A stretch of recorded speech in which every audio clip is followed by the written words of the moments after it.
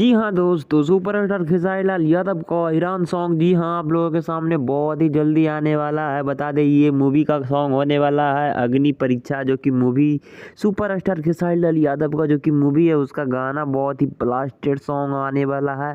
आप लोगों को कुछ ही दिनों में ट्रीजर इसका देखने को मिल जाएगा और इसमें आप लोगों को बात करें कि खेसारी लाल यादव और मॉडल के रूप में जो कि आपके सामने दिख रही है जो कि सोना पांडे है, जो कि बहुत ही अच्छे कलाकार है। और मॉडलिंग के बारे में बात करें तो इन दोनों का जोड़ी बहुत ही अच्छा बताया जा रहा है सोशल मीडिया पे।